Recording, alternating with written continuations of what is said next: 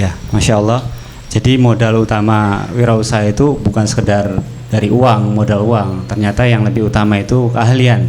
Dan jika ada kemauan juga di situ, insya Allah kita dapat modal yang ingin kita dapatkan. Pertanyaan Ustadz Ami, untuk Ustadz Ami tentang kisah Umar bin Khattab, Ustadz, yang di pasar ketika Umar bin Khattab datang ke pasar, katanya bagi teman-teman kalau ada pedagang yang belum bisa fikih muamalah itu tidak usah berdagang. Nah, ini gimana Ustadz? Ini kan harus perhatian khusus bagi para pengusaha ini.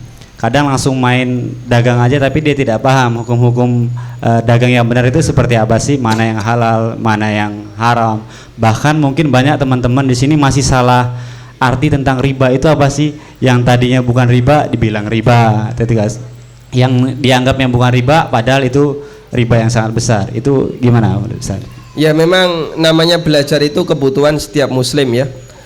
Apapun ketika Anda mau melakukan aktivitas baik duniawi apalagi masalah akhirat, Anda dituntut untuk belajar dan belajar. Pelajarilah agama agar kita tidak tersesat dalam melakukan atau tersesat dalam menyalahkan. Karena terkadang ada orang yang tersesat ketika melakukan tindakan, ada juga orang yang tersesat ketika menilai tindakan orang lain. Sehingga jangan sampai itu terjadi pada diri kita, apalagi ketika menyangkut masalah halal haram ya. Karena itu kisah yang tadi disampaikan, yang mungkin Bapak Ibu juga sering mendengarkannya, apa yang dilakukan oleh Amirul Mukminin Umar bin Khattab radhiyallahu an, yang mengusir para pedagang yang tidak bisa baca tulis, bukan ya, yang tidak ngerti fikih muamalah, enggak boleh bisnis. Walhamdulillah Umar tidak hidup di zaman kita. Andaikan Umar hidup di zaman kita, wallahu a'lam, apa jadinya tengkleng hoha? Oh, bisa jawab kalau beliau ya, aktivis riba. Jadi aktivis anti riba, keliru ya. Dikoreksi Pak. Waduh, jangan. Jadi kita dituntut untuk belajar. Nah, walhamdulillah sekarang ada banyak sekali forum-forum yang memberikan edukasi seputar itu. KPMI sendiri sudah punya forum resmi namanya KES ya, KPMI Entrepreneur School atau Sekolah KPMI. APSI yang bergerak di bidang properti nanti kedepannya juga membuat yang sama, Sekolah Properti Syariah Indonesia. Ya, entah namanya apa, tapi kurang lebih arahnya ke situ. Sehingga bagi mereka yang ingin penjurusan, saya ingin belajar masalah ini, sudah ada sekolahnya. Saya ingin belajar masalah itu, sudah ada sekolahnya. Nah, kita berharap kawan-kawan coba sempatkan waktu dan sediakan, ya kalau misalnya berbayar ya memang harus bayar ya, sediakan dana modal untuk betul-betul belajar, sehingga Anda bisa sedikit memastikan bahwa praktek bisnis yang Anda lakukan betul-betul legal secara syariah. Mas Ferry ini termasuk salah satu alumni KES di Jogja ya. Nah, jika ketika orang sudah memahami tentang fikih muamalah, Ustaz, banyak kan yang sudah memahami, tapi kadang dia itu sudah tahu hukum itu salah, tapi karena mungkin tauhidnya kurang, ketakutannya kepada Allah kurang, tetap dilakukan, Ustaz. Banyak terjadi teman-teman, kadang ada yang dia sudah paham, oh hukumnya itu haram sebenarnya secara syar'i, tapi tetap diterabas, Ustaz. Itu gimana, Ustaz? Ya, memang salah satu pengaruh besar orang itu bisa berubah adalah iman dia kepada hari akhir ya. Jadi kalau Anda belajar apapun materinya, baik belajar masalah fikih, belajar masalah bahasa maupun yang lainnya, jika ini tidak didukung dengan akidah yang benar, biasanya ini bisa melenceng Pak. Kadang dia belajar, yang dia cari bukan kebenaran tapi pembenaran. Apalagi sekarang sudah ada gerakan-gerakan yang mengarah pada pembelaan riba. Seperti kemarin ya, salah satu bank menerbitkan instruksi kepada cabang-cabangnya, kalau bisa ngundang ustadz itu yang pro riba ya. Jadi kayak beliau gini nggak laku di sana. Pedesen ya. Sehingga mereka melakukan seperti itu untuk penguatan antar sesama ya. Persis seperti yang Allah katakan, al munafiquna wal munafiqat ba'duhum min ba'd. Ya'muruna bil munkar wa yanhauna 'anil ma'ruf. Orang munafik dengan sesama munafik itu saling kerjasama. Amar munkar nahi ma'ruf. Itulah kebalikan sesama orang mukmin. Allah katakan dalam Al-Qur'an, ya'muruna bil munkar wa yanhauna 'anil ma'ruf. Amar munkar nahi ma'ruf. Kita apa? Amar ma'ruf nahi munkar. Kalau munafik amar munkar nahi ma'ruf, dibalik, Pak. Dan itu sudah banyak upaya seperti itu, Pak. Makanya setiap ada kebenaran yang dihasung oleh mereka yang berusaha untuk mengajak umat kembali kepada kebenaran, pasti akan ada ahlul munkar yang menentangnya. Dan itu bagian dari sunnatullah terjadi di alam raya ini. Sehingga nanti Anda di pihak yang mana, ya, berusaha untuk turut membela kebenaran ataukah membela kebatilan. Karena itu hadirin makan Allah, tauhid ini penting untuk kemudian dimiliki oleh masing-masing pengusaha, karena orang itu kalau beriman kepada hari akhir akan sangat mudah bagi dia untuk mengendalikan dirinya sesuai dengan aturan, meskipun bisa jadi sangat pahit bagi kehidupan dunianya. Nah, terakhir nih Ustaz, tentang buat nasihat para pengusaha ini untuk lebih dalam lagi untuk mempelajari fikih muamalah, sama nasihat bagi para pengusaha yang sudah menggiatkan anti riba untuk tetap semangat, tidak perlu takut walaupun mungkin ada ancaman dari mana, terutama ya Mas Abduri. Itu gimana itu? Enggak pernah. Atau mungkin karena ya kan banyak yang pro dan kontra ketika kita berteriak tentang anti riba, pasti ada yang kontra. Nah, itu gimana cara kita ini yang anti riba untuk mempertahankan semangat, tetap semangat untuk mengkeluarkan tentang bahwa jangan pakai riba, itu gimana Ustaz? Kita selalu menasihatkan kepada kawan-kawan yang mereka ingin hijrah atau ingin melakukan penguatan dalam meninggalkan yang haram, Anda selalu bergabunglah dengan komunitas, karena orang itu paling gampang istiqomah ketika dia bertahan dalam komunitas. Ketika manusia tidak bisa memotivasi dirinya sendiri, maka dia butuh motivasi dari luar. Nah, komunitas itu salah satu di antara solusi agar motivasinya selalu terjaga. Kalau ada orang yang ingin meninggalkan yang haram, tapi komunitasnya orang-orang yang terjebak dalam yang haram, konco-koncone misalnya mereka para karyawan bank, setiap hari kumpul bersama mereka, pamer-pamer harta, pamer jam tangan, pamer sepatu dan seterusnya. Ngelirik sepatunya sudah bisa mengetahui kira-kira gajinya berapa, ya. Jadi kalau seperti itu caranya, akan susah bagi dia untuk meninggalkan sesuatu yang haram, karena dia butuh motivasi dari luar. Apalagi ketika dalam sebuah komunitas itu ada kajian rutin, ada pencerahan rutin, sehingga dia bisa selalu mendapatkan masukan dari para narasumber untuk tetap teguh dan istiqomah di atas jalan kebenaran. Wallahu a'lam. Kita masuk sesi tanya jawab. Mungkin ini ada satu pertanyaan buat Ustadz Ami dan Mas Abdu. Mas Abdu dulu, tentang bagaimana tips yang jadi pengusaha ini mencari investor, dan bagaimana tips juga investor supaya menanamkan uangnya ini terpercaya. Itu untuk Mas Abdu. Tahan dulu Mas. Untuk Ustadz Ami, terkadang sering permasalahan terjadi masalah kerjasama syirkah nih Ustadz. Awalnya hubungannya baik-baik aja, kita kerjasama, ini sering terjadi nih sesama muslim kadang. Tapi ketika karena mungkin akad yang nggak jelas di awal, karena tidak paham bagaimana syirkah secara syar'i itu seperti apa, investor tidak paham sebagai investor, pengusaha tidak paham sebagai pengelola seperti apa. Nah, di tengah jalan terjadi suatu masalah, seringnya ini malah berantem, malah kadang memutus tali silaturahmi Ustaz. Kadang ya berantem, kadang nggak tegur-teguran. Ini sering terjadi. Itu nanti Ustaz Ami yang menjawab itu seperti apa fenomena seperti ini.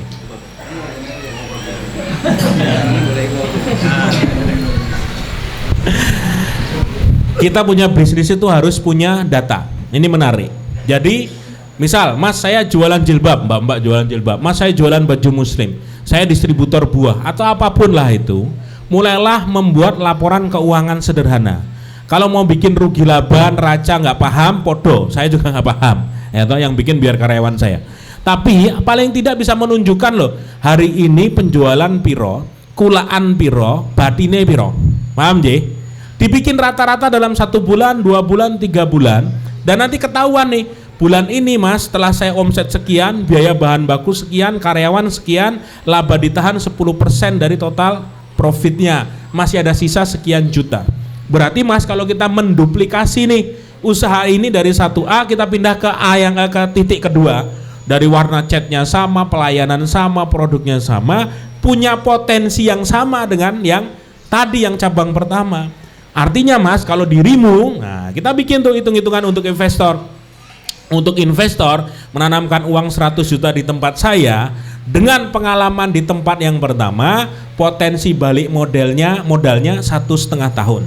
Itu paling tidak di proposal sederhana yang kita buat untuk meyakinkan investor. Jadi di level seperti itu kita sudah akan paham. Misalnya saya punya dana, oh yo masuk akal. Datangi tempat usahanya langsung, nek perlu nongkrong di sana. Ada jualan ayam geprek, kayak Mas Ferry. Tunggoni neng kono setengah jam rame yo, iso ngitung ya. Tenan berarti kalau ini diduplikasi di tempat lain dengan modal yang kurang lebih saya tanamkan, ini kemungkinan balik modal 1,5 tahun masuk akal. Tinggal bismillah, salaman, akadnya syirkah. Yang dibagi apa? Tergantung kesepakatan dari keuntungan dan resiko kerugian harus dibagi. Misal, saya dapat jatah 40% sebagai pemodal, Mas Ferry sebagai pemilik Preksu dapat 60%, dan itu rata-rata standar. Standarnya seperti itu. Ya, 60 yang bekerja yang punya merek dapat porsi lebih besar. Walaupun kadang-kala ada juga wes konco 50-50 juga bisa. Kalau enggak 51-49 iso. Pokoknya di total 100 ngono loh ya. Orang kok di total kok 130. Nah, itu orang. Jadi porsinya kalau dibagi itu 100% seperti itu. Nah, saya sekarang anjuran Ustadz Ami benar. Dalam Islam tidak boleh menimbun. Kalau saya dapat rezeki, malah saya lah seneng nih. Pengen uang itu saya kasih kemana gitu. Dalam arti diinvestkan kemana, joinan syirkah dengan siapapun. Kalau kita pengen orang belikan itu reksadana, belikan itu saham, belikan itu asuransi, oh riba kabeh. Ya, makanya gaet kepada orang yang memang terseleksi, orang ini attitude-nya baik. Orang ini cara berpikirnya juga bagus. Uangnya dilihat, keuangannya juga rapi. Maka itu menjadi poin plus kalau saya sebagai investor untuk masuk ke usaha dia. Wes join bulan pertama nanti langsung kita bagi. Tinggal nanti mungkin pertanyaan buat saya untuk Ustadz Ami sekalian diselipkan. Kira-kira kalau akadnya kayak gitu gimana Tat? Misalnya saya joinan dengan Ferry. Misal bulan pertama itu kita sudah sepakat bagi hasil 60-40, tapi ada pendapat baru boleh dibagi setelah sudah balik modal. Terkumpul balik modal misalnya 100 juta baru boleh dibagi. Tapi yang selama ini saya lakukan dan juga teman-teman lakukan, bulan pertama itu sudah langsung dibagi dan nanti dikumpulkan sendiri-sendiri tapi tetap tercatat tanpa harus menunggu balik modal lebih dulu. Itu apakah boleh Tat? Dan itu kalau memang benar, selama ini pun yang saya lakukan di kedai digital saya yang sudah 13 tahun seperti itu, tidak harus nunggu balik modal, tapi bulan pertama pun kita sudah sepakat membaginya. Kalau rugi tidak ada yang dibagi. Itu nanti monggo Ustadz Ami menambahkan. Monggo Tat, silakan. Bismillah. Waktu kita juga agak terbatas ya, terutama saya harus ngisi setelah maghrib jam 6 di Jogja Utara. Jadi mau nyebrang kota Jogja. Baik, Bapak Ibu yang kami hormati, kalau tadi Pak Sabtu menyarankan kita ketika bisnis kerjasama banyak orang agar nanti yang mendoakan bareng-bareng lebih banyak, tolong Ustadznya aja ditinggal. Tim doa. Orang urunan ya. Men leh mandi gitu ya. Baik, di buku yang terakhir yang diterbitkan yaitu buku Pengantar Permodalan dalam Islam, saya menyebutkan beberapa kaidah seputar mudharabah, ada kurang lebih 12 kaidah mudharabah. Sebenarnya sebagian besar pertanyaan yang kawan-kawan ajukan baik melalui kertas ataupun yang tadi disampaikan oleh Pak Sabtu, ada penjelasannya di buku itu, seperti tentang franchise, kemudian tentang bagaimana cara mencari angel investor, kemudian tentang bagaimana hukum membagi hasil sebelum balik modal dan seterusnya. Prinsipnya begini, jadi pembeda antara mudharabah yang syar'i dengan utang piutang, yang pertama, Untuk mudharabah yang syar'i, pembagian hasilnya itu berdasarkan hasil, bukan berdasarkan modal. Sehingga kalau ada pembagian berdasarkan modal, kue takai 10%, tapi kali modal, ini pasti riba. Karena kalau 10% kali modal akan selalu flat, tidak akan fluktuatif. Karena yang namanya modal itu tetap. Kemudian yang kedua bahwasanya dalam mudharabah modal tidak boleh dijamin. Sehingga kalau terjadi resiko rugi, maka dia harus siap dengan resiko tersebut. Pemodal harus siap uangnya atau modalnya berkurang. Maka tidak ada istilah kowe iki nek bating kok kita bagi hasil, nanti kalau rugi balik modal. Ini nggak boleh ya. Kalau rugi ya modalmu berkurang. Kemudian yang ketiga bagi hasil itu fluktuatif, karena yang namanya hasil tidak tentu. Namanya hasil Allah Subhanahu wa taala menakdirkan sesuai dengan yang Dia kehendaki. Kita tidak bisa melakukan atau tidak bisa memastikan. Prediksi silahkan, tapi itu tidak boleh jadi acuan.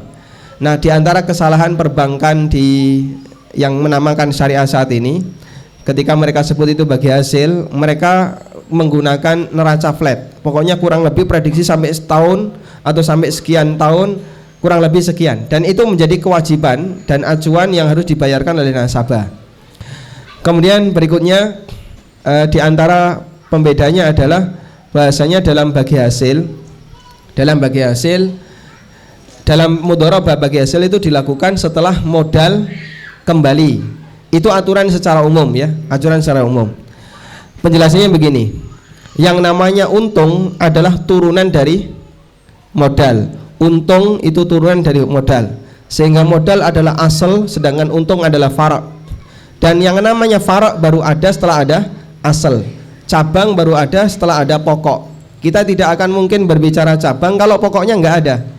Contoh ya, ada orang bicara talak, berarti sebelumnya sudah ada nikah. Sehingga kalau ada orang yang bertanya, Pak, saya melakukan akad nikah tapi tanpa wali, apakah setelah ini saya harus menceraikan istri saya? Perlu ditalak mas, karena Anda belum nikah. Nikah tanpa wali apa? Hukumnya batal. Sehingga Anda baru bisa berbicara cerai kalau sebelumnya ada akad nikah. Cerai itu turunan dari nikah. Sama juga seperti itu, bagi hasil itu turunan dari modal. Sehingga kalau modalnya belum kembali, maka cabangnya belum bisa diturunkan. Cuman begini, namanya modal itu jangan kita pahami hanya yang sifatnya liquid, yang bentuknya duit. Aset itu juga bisa kita sebut sebagai modal. Kemudian persediaan juga bisa kita sebut sebagai modal. Kemudian kesimpulannya tentang masalah ini bahwa bisnis itu atau penjualan, persediaan itu kurang lebih ada dua. Pertama, dia tidak terancam keselamatannya ketika ada sebagian yang sudah dibagi. Yang kedua, dia terancam keselamatannya jika ada sebagian yang sudah dibagi. Contoh ya, tentang buku. Buku ini ketika dia tidak laku, dia basi atau tidak? Tidak. Orang ketika beli buku atau orang ketika jualan buku, dia nggak laku, dia nggak basi. Tinggal ditunggu saja masanya, nanti akan ada orang yang beli. Ini beda dengan koran ya. Sama-sama tulisan, kalau koran besok dengan hari ini sudah berubah. Tapi sayang orang lebih suka beli koran dibandingkan beli buku. Buku agama tidak ada basinya, beli koran pasti basi, Pak. Tayyib. Jadi kalau misalnya di situ tidak ada ancaman, ada sebagian buku yang sudah laku, ini boleh nggak langsung dibagi? Jawabannya boleh. Kenapa? Karena yang masih tersisa ini tidak ada ancaman yang serius di sana. Berbeda dengan ayam geprek. Ayam geprek nera payu, basi, buang, sehingga harus menanggung resiko kerugian. Di saat itulah harus ditutupi dengan keuntungan yang sudah pernah didapatkan. Karena itu pada prinsipnya salah satu kaidah yang saya sebutkan di buku pengantar permodalan itu adalah bahwa idealnya bagi hasil tidak dilakukan jika masih ada kondisi yang mengancam terhadap modal. Tapi kalau sudah tidak ada kondisi yang mengancam modal, kayak kaos, kemudian buku atau merchandise yang lainnya, kalaupun tidak laku sekarang masih ada peluang ke depan. Jika sudah ada yang laku sebagian, langsung dilakukan pembagian hasil, insya Allah tidak jadi masalah. Tayyib.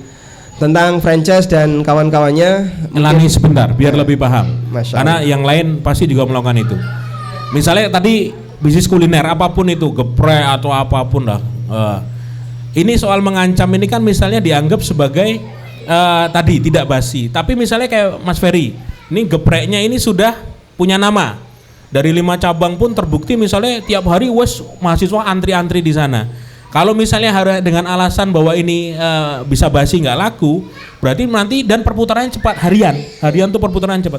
Ternyata dalam 1 bulan ini sudah untung kok terbukti dan kita punya 5 cabang lain yang sudah terbukti pun tiap bulan menghasilkan. Apakah kira-kira bisa dibagi dengan resiko yang terukur tersebut? Monggo. Ini sebenarnya masuk dalam masalah teknis ya, lebih kepada masalah teknis. Jadi kita membahas seperti ini ada 2 pendekatan. Yang pertama pendekatan aturan, yang kedua pendekatan teknis. Kalau yang sifatnya aturan, Anda ikuti saja kaidah baku yang ada. Kalau yang sifatnya teknis, kembali kepada kesepakatan. Jika Bapak Ibu bisa memastikan kalau saya lakukan pembagian di depan tidak akan mengancam modal saya di belakang, silakan lakukan pembagian di depan. Tapi kalau itu masih beresiko mengancam modal di belakang, maka ditunggu dulu sampai kemudian ancaman itu hilang. Kalau misalnya begini, kita nekat melakukan pembagian padahal masih ada ancaman, boleh nggak seperti ini? Silahkan, nggak masalah. Cuman kata Ibnu Qudamah, jika nanti di ujung kok terjadi kerugian, maka kemarin bagi hasil yang sudah pernah dilakukan, yang sudah diserahkan, diambil lagi untuk nutupi kerugian. Sehingga sifatnya diserahkan tapi masih gantung, dipakai silahkan, tapi nanti kalau ini rugi Pak, tolong ditutupi lagi. Karena modal ditutupi dari apa? Keuntungan jika terjadi resiko. Ada pertanyaan nih Mas untuk Mas Sabtu hari 1. Ustadz lu Mas. Tulisannya ada tulisannya Mas. UST nih, bukan Ustadz. UST. Apa itu UST? Tinggal nulis lengkap Ustadz susah ya kayaknya. Ustadz, saya pernah kerjasama dengan Biro Travel Umroh. Saya diajak teman, tolong ajak teman untuk umroh. Niat saya cuma dakwah, ngajak-ngajak orang umroh. Alhamdulillah banyak, dapat 18 orang bisa saya ajak. Saya nggak nyangka saya diberi per orangnya itu 1 juta. Dalam jangka waktu plus minus 6 bulan saya bisa dapat 18 juta. Tapi ini dalam plus minus 3 bulan saya mandek. Bagaimana caranya saya bisa ngajak orang lagi, ngajak orang lagi? Yo nyari lagi. Ya toh. Lucu ya. Boleh WA kurang oke gitu nah. Dolane kurang ado, oke? Kopine kurang kental lah kayak gitu lah. Gitu aja lah. Jadi memang kalau kita jualan apapun, stuck di satu pasar, buka pasar yang lain. Seperti itu ya. Ferry buka geprek. Ini Mas Ferry ini juga Ferry. Kangen water ya toh. Jualan di satu tempat, nanti buka lagi tempat lain, monggo itu bisa. Jadi jangan hanya pasar di satu tempat, pasarnya sudah habis, nggak bisa dieksplor lagi, maka bukalah di tempat lain, di sana ada potensi lain yang dikali lipatkan, insya Allah pasarnya yang sama. Dan jangan berhenti. Dalam arti gini, kadang-kala kalau kita bisnis suka ada menjanjikan passive income, wah itu menarik itu, passive income. Tapi itu kadang melenakan kalau kita merasa sudah safe di angka tersebut. Kalau kita niatnya sudah karena Allah, ya Allah hari ini saya pengen bisa menafkahi 1 panti asuhan 5 juta per bulan. Besok saya pengen 2 panti asuhan, nah 5 juta yang kedua harus nyari titik sumber berikutnya kan ya. Karena yang sumber ini wes mentok per bulan misal 20 juta, 5 juta saya sedekahkan. Maka harus cari titik yang lain dan niatnya karena Allah. Bukan hanya seberapa banyak duit dikumpulkan, tapi tabungan akhirat itu saya harus kejar, saya usahakan perjuangkan dengan cara yang lain. Jadi motivasinya itu naik gitu loh. Bukan hanya berapa duitnya saja. Monggo. Ji, pertanyaannya sudah habis Mas. Sudah. Semua oke. Ini untuk Ustadz mau jawab pertanyaan Saya wakilkan Ustadz ini Ferry ya. tentang apakah menurut Mas Sabtu deh, ada yang bertanya, ada nggak sih bank di Indonesia ini yang benar-benar udah syariah? Oh, jadi begini. Ini ada pertanyaan ini. Tadi siang saya disuruh ngisi di ulang tahun 51 Bulog, Badan Urusan Logistik ya. Wah. Betul ya. 51 tahun di salah satu hotel di Jogja, ternyata datang 2 orang perwakilan bank. Wah, ini menarik ini. Kesempatan ini. Tawar kayak ngisi pengajian gitu ya. Orang pengajian ngomong motivasi tentang hidup manfaat. Saya bercerita orang-orang yang hidupnya itu bukan hanya ngejar materi. Di sini hadir beberapa teman sedekah rombongan, Mas Rofik, ada Rizky dan lain sebagainya. Mereka tuh ngurusin 2 fas sakit tanpa digaji sambil nyari rezeki di luar. Ada orang-orang seperti yang saya ceritakan ke mereka, bahwa engkau itu di dunia itu orang yang sibuk ngejar harta gitu loh. Wakafin waktumu untuk nolong orang lain. Saya cerita ke mereka dan kepada 2 orang bank ini saya nyeletuk aja, Pak, kenapa teman-teman sekarang ribut pengen hijrah? Bagaimana sih caranya supaya berbankan ini gitu loh? Nggak tahu sistemnya bagaimana, akadnya bukan lagi berbasis bunga. Kalaupun mau join dengan kita, yo 60-40 lah bagi hasil gitu ya, semai. Karena yang punya kan BI aturan.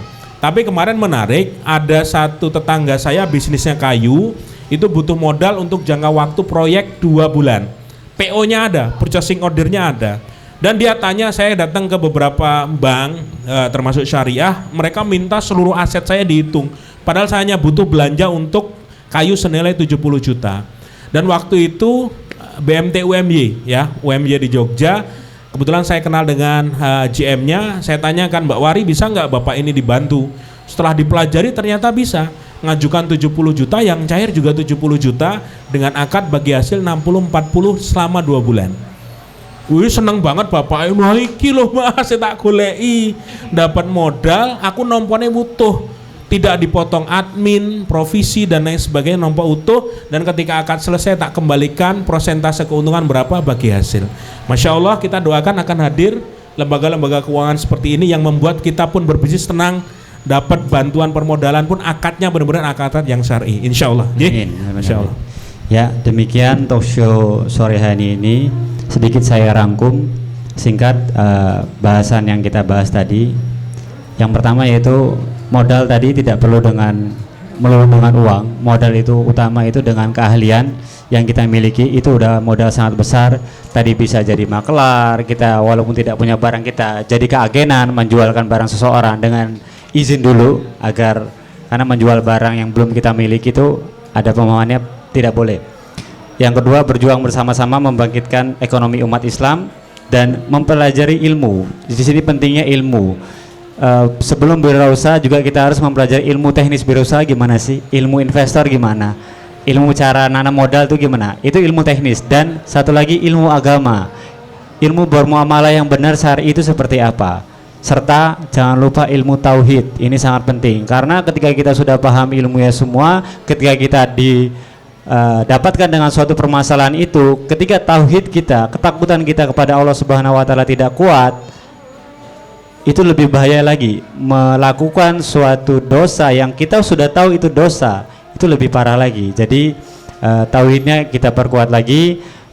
Mungkin cukup yang bisa saya sampaikan. Cuma sedikit informasi, ketika teman-teman ingin bergabung dengan KPMI, Komunitas Pengusaha Muslim Indonesia, nanti bisa hubungin panitia, ada nomornya KPMI di sana. Insya Allah kita akan adakan terus kegiatan, termasuk ada kegiatan cash, ada kegiatan nanti insya Allah saya pun akan ada kegiatan.